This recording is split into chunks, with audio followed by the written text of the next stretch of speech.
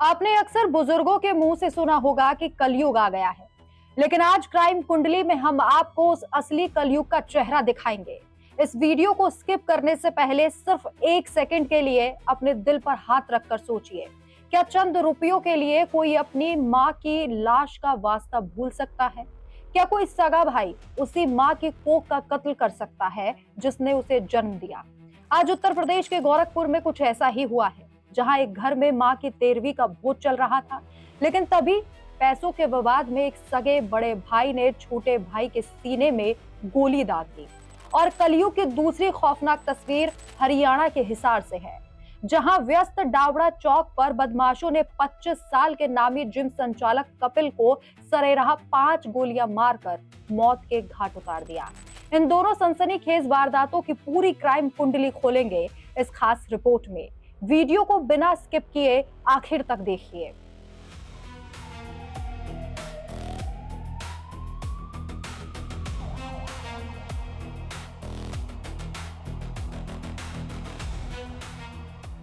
जरा सोचिए, जिस एक घर में चूल्हा इसलिए जल रहा था क्योंकि माँ दुनिया छोड़ चुकी थी। आंगन में टेंट लगा था, रिश्तेदार जुटे हुए थे और पत्तलों पर खाना परोसा जा रहा था। माँ की आत्मा की शांति के लिए 13वीं का भोज चल रहा था, लेकिन ठीक उसी वक्त उसी आंगन के एक कोने में उसी माँ की कोख से जन्मे 2 सगे भाई एक दूसरे के खून के प्यासे हो जाते हैं और कुछ ही मिनटों बाद उसी घर से माँ के बाद छोटे बेटी की भी अर्थी निकलती है। जी हाँ, उत्तर प्रदेश के गोरखपुर में एक ऐसी ही वारदात सामने आई जिसने न सिर्फ पुलिस महकमे को हिलाकर रख दिया, बल्कि इंसानियत को भी शर्मसार कर दिया है। गोरखपुर के पिपराइच थाना क्षेत्र के जंगल धूषण बड़की रेवती गांव का ये मामला है। घर में सन्नाटा था, लेकिन ये सन्नाटा किसी डर का नहीं बल्कि गम का था। करीब 16 दिन पहले इस घर की बुजुर्ग मां का निधन हो गया था। 16 दिनों तक पूरा परिवार शोक में डूबा रहा और फिर आया मनहूस मंगलवार का दिन। मंगलवार को मां की 13वीं यानी ब्रह्म भोज का कार्यक्रम रखा गया था। घर के बाहर शामियाना लगा था, हलवाई खाना बना रहे थे, रिश्तेदार, नातेदार और गांव के लोग जुटने शुरू हो गए थे। हर कोई बुजुर्ग मां सावित्री देवी की आत्मा की शांति के लिए प्रार्थना कर रहा था। किसी को इस बात का अंदाजा भी नहीं था कि कुछ ही पलों में इस घर की शांति भंग होने वाली है, चीख पुकार मचने वाली है। शाम का वक्त था, भोज की तैयारियां आखिरी दौर में थी। तभी घर के अंदर 4 भाइयों में सबसे बड़े भाई और छोटे भाई के बीच बातचीत शुरू हुई। बातचीत का मुद्दा था माँ के श्राद्ध में कितना खर्चा हुआ, कितने कितने पैसे दिए और बाकी पैसों का हिसाब कौन देगा और कैसे देगा।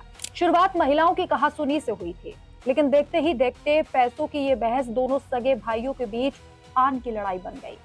सबसे बड़ा भाई दुर्गविजय, जो पेशे से ऑटो ड्राइवर था, वो छोटे भाई शुभम की बातों पर इस कदर भड़क गया कि उसे अपना खून, अपना भाई दिखाई देना बंद हो गया। रिश्तेदारों के बीच बचाव करने की कोशिश की गई, शुभम को पीछे खींचने की कोशिश की गई, लेकिन बड़े भाई के सिर पर उस वक्त शैतान सवार था। जरा सोचिए, बाहर मेहमान पत्तल पर खाना खा रहे थे और अंदर कमरे में बड़ा भाई दुर्गविजय जाता है। वो तमंचा लेकर सीधे आंगन में आता है जहां शुभम खड़ा हुआ था और एक बिना सेकंड गवाए सीधे शुभम के सीने में तमंचा सटाकर ट्रिगर दबा देता है। गोली चलते ही पूरा इलाका दहल उठा। जो मेहमान खाना खा रहे थे उनके हाथों से निवाला छूट गया। चारों तरफ भगदड़ मच गई। शुभम खून से लथपथ होकर आंगन में गिर पड़ा। घर वाले चीखते हुए उसे उठाकर बीआरडी मेडिकल कॉलेज भागे, लेकिन शुभम की जान जा चुकी थी। इस पूरी वारदात का सबसे दर्दनाक और आंखें नम कर देने वाला पहलू यह है कि 23 साल के शुभम की आंखों में अपने भविष्य के कई सपने थे। इसी साल मई के महीने में धूमधाम से सगाई हुई थी। घर में मां की मौत का गम जरूर था, लेकिन सबको उम्मीद थी कि अगले साल फरवरी 2027 में जब शुभम के सिर पर सेहरा सजेगा तो घर की रौनक वापस लौट आएगी। वारदात को अंजाम देने के बाद हत्यारा भाई दुर्गविजय मौके से फरार हो गया। सूचना मिलते ही पुलिस के आला अधिकारी भारी फोर्स के साथ मौके पर पहुंचे। पुलिस ने शव को कब्जे में लेकर पोस्टमार्टम के लिए भेज दिया। आरोपी की धरपकड़ के लिए पुलिस की कई टीमें छापेमारी कर रही हैं। शुरुआती जांच और दबाव बनाने के लिए पुलिस ने आरोपी की पत्नी और बेटी को हिरासत में ले लिया है। कानून अपना काम करेगा। फरार भाई आज नहीं तो कल सलाखों के पीछे होगा। उसे कोर्ट से सजा भी मिलेगी। वो माँ जिसकी आत्मा की शांति के लिए पूरा परिवार जुटा था, क्या उस माँ की आत्मा को कभी शांति मिल पाएगी जिसके बड़े बेटे ने ही उसके छोटे बेटे की जान ले ली? चंद रुपयों का हिसाब क्या एक सगे भाई की जिंदगी से भी बड़ा हो गया है?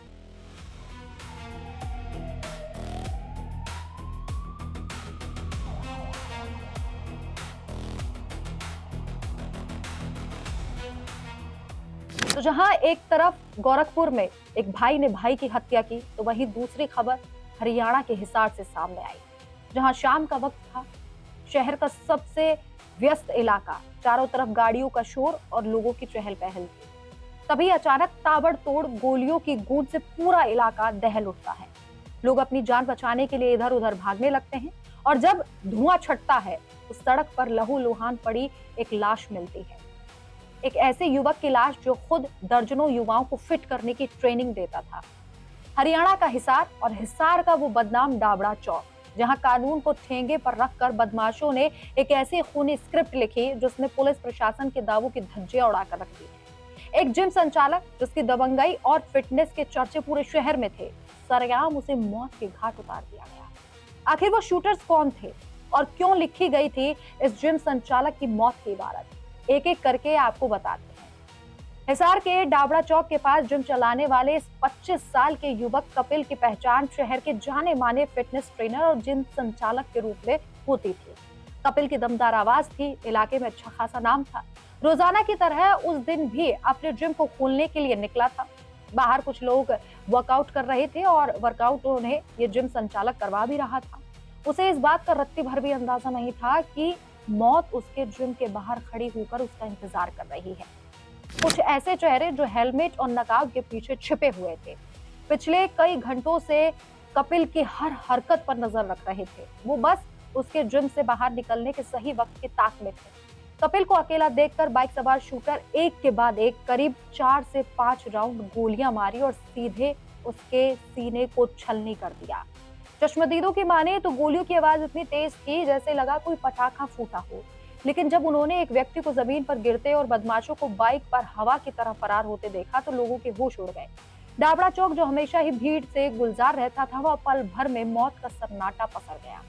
अब गोली लगने के बाद जिम संचालक जमीन पर तड़प रहा था। आसपास के लोग जो वहां पर फिटनेस के लिए पहुंचे थे, वो दौड़े। आनन फानन में उसे लहूलुहान हालत में नजदीकी अस्पताल ले जाया गया।